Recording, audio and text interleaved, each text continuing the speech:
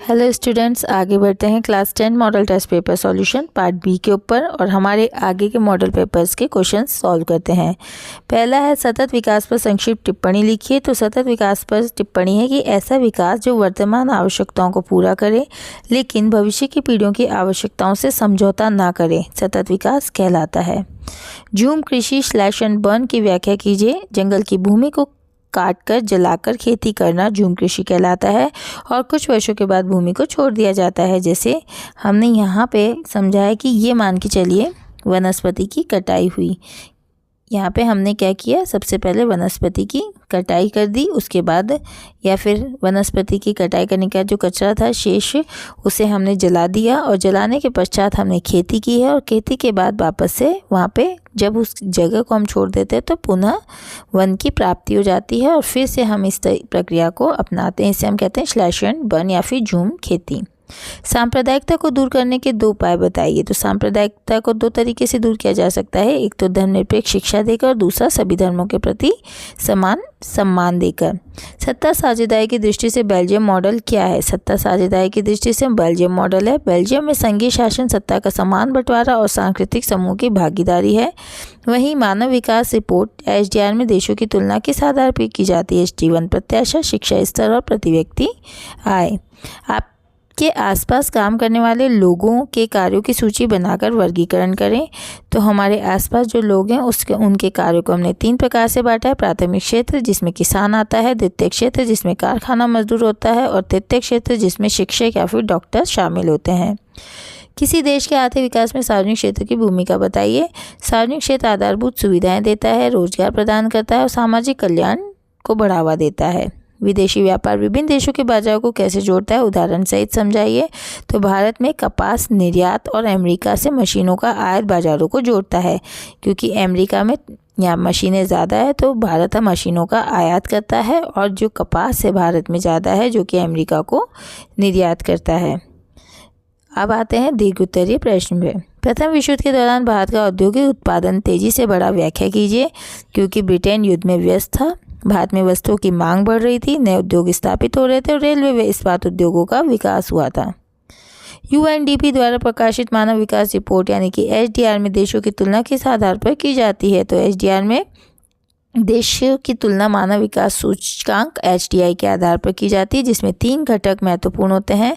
पहला है जीवन प्रत्याशा, जिसमें देखा जाता है किसी व्यक्ति के स्वास्थ्य कैसा है, वो कितना जीने की उम्मीद रखता है। दूसरा है शिक्षा स्तर, साक्षरता व अध्ययन के वर्ष को गिना जाता है। वहीं प्रति व्यक्ति आय कितनी है, यानी हर व्यक्ति की आय शामिल की जाती है।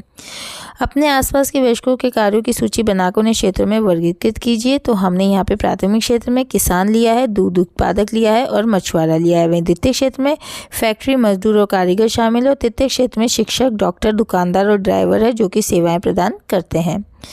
देश के आर्थिक विकास में सार्वजनिक क्षेत्र की भूमिका का विश्लेषण कीजिए। तो आधारभूत ढांचे जिसमें सड़क, बिजली और पानी का विकास करना होता है, रोजगार को बढ़ावा देना होता है, सामाजिक कल्याण जिसमें शिक्षा और स्वास्थ्य सम्मिलित है, इन्हें बढ़ावा दें और निजी क्षेत्र को भी प्रोत्साहन देना होता है। विदेशी व्यापार विभिन्न देशों के बाजारों को जोड़ने में कैसे सहायक है, उदाहरण सहित स्पष्ट कीजिए।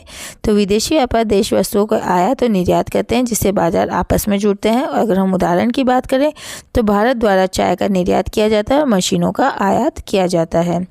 प्रथम विश्व युद्ध के दौरान भारत का औद्योगिक उत्पादन तेजी से बढ़ा, व्याख्या कीजिए। कैसे? ब्रिटेन की फैक्ट्रियां युद्ध में व्यस्त थी, वहीं भारत में वस्तुओं की मांग बढ़ी और कपड़ा, लौह इस्पात उद्योगों का भी विस्तार हुआ। बहुउद्देशीय नदी परियोजना की आवश्यकता को समझाइए। बहुउद्देशीय नदी परियोजना की आवश्यकता हुई, सिंचाई सुविधा बेहतर बनी, बिजली का उत्पादन अधिक हुआ, बाढ़ पर नियंत्रण लाया गया और जल आपूर्ति की समस्या को दूर किया गया। वर्षा जल संचयन का महत्व बताइए। वर्षा जल संचयन का महत्व है कि भूजल स्तर बढ़ता है, जल संकट कम होता है, पर्यावरण का संरक्षण भी होता है। वहीं 73वें संविधान संशोधन के बाद पंचायती राज व्यवस्था कैसे प्रभावी बनी? ग्राम पंचायतों को इसमें संवैधानिक दर्जा प्राप्त हुआ, नियमित चुनाव होने लगे, महिलाओं को भी इसमें आरक्षण दिया गया, 33% आरक्षण इसमें दिया गया, वहीं वित्तीय अधिकार भी दिए गए। गठबंधन सरकार के दौर में केंद्र और राज्य संबंधों का महत्व लिखिए। सहयोगात्मक संवाद होना चाहिए, राज्यों की भूमिका बढ़ती है, लोकतंत्र मजबूत होता है। नेक्स्ट है ग्रामीण क्षेत्रों में छोटे किसानों के लिए ऋण अवसर भी हैं और जोखिम भी समझाइए। तो ग्रामीण क्षेत्रों में जो छोटे किसान हैं उनके लिए जो ऋण है वो एक अवसर भी है और एक जोखिम भी है, क्योंकि उन्हें लाभ होता है, वो बीज, खाद और सिंचाई में निवेश कर सकते हैं। वहीं हानि होती है, फसल खराब होने पर उन पर कर्ज का बोझ बढ़ जाता है क्योंकि वे अपने ऋण को चुका नहीं पाते हैं। भारत के इतिहास की पुनर्व्याख्या राष्ट्रवाद की भावना पैदा करने की साधना थी। व्याख्या कीजिए। भारतीय संस्कृति की महिमा दिखाई गई है, औपनिवेशिक सोच का विरोध किया गया, राष्ट्रीय गौरव जागृत हुआ है। भारत में राष्ट्रवाद के विकास के कारणों का वर्णन कीजिए। तो भारत में राष्ट्रवाद का विकास का कारण है कि ब्रिटिश शोषण होता था, राष्ट्रीय आंदोलन चलाए गए, प्रेस व साहित्य को स्वतंत्रता दी गई, वे सामाजिक सुधार आंदोलन चलाए गए। राजनीतिक दलों के प्रमुख कार्यों की विवेचना कीजिए। राजनीतिक दलों के प्रमुख कार्य हैं चुनाव लड़ना, सरकार बनाना, नीतियां बनाना और जनता और सरकार के बीच में कड़ी का कार्य करना। भारत के इतिहास की पुनर्व्याख्या राष्ट्रवाद की भावना पैदा करना एक और साधन थी। कथन की व्याख्या कीजिए। औपनिवेशिक इतिहासकारों ने भारतीय इतिहास को पिछड़ा और असफल दिखाया। इसके विरोध में भारतीय इतिहासकारों ने भारत के गौरवशाली होने का वर्णन किया है, अतीत को पुनः विस्तृत किया और प्राचीन भारत की उन्नत सभ्यता, विज्ञान और संस्कृति को उजागर करने का प्रयास किया है। अशोक, अकबर, शिवाजी जैसे शासकों के योगदान को सामने लाया गया। वहीं भारतीयों में आत्मगौरव की, एकता की भावना जागृत हुई है। इससे लोगों में देश के प्रति प्रेम और स्वतंत्रता की चेतना बढ़ी। इस प्रकार इतिहास की पुनर्व्याख्या ने राष्ट्रवाद को मजबूत किया है। भारत में राष्ट्रवाद के विकास के कारणों का विस्तार से वर्णन कीजिए। तो ब्रिटिश शासन का आर्थिक शोषण, भारतीय राष्ट्रीय आंदोलन करना, प्रेस और साहित्य की भूमिका, सामाजिक और धार्मिक सुधार आंदोलन चलना और परिवहन व संचार साधनों का विकास होना, वहीं शिक्षा का प्रसार होना।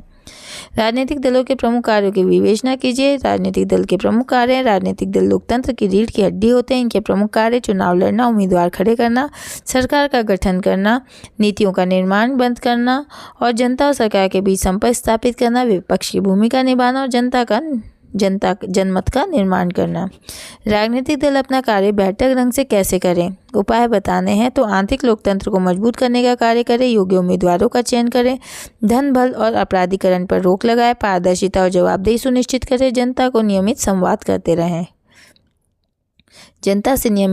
करते रहे। तो बच्चों, ये थे मॉडल टेस्ट पेपर के सारे सॉल्यूशन। तो उम्मीद करती हूँ आपको ये बहुत अच्छे लगे होंगे, समझ आए होंगे। नेक्स्ट मॉडल टेस्ट पेपर के साथ हम मिलते हैं अपने अगले पार्ट के साथ। तब तक धन्यवाद।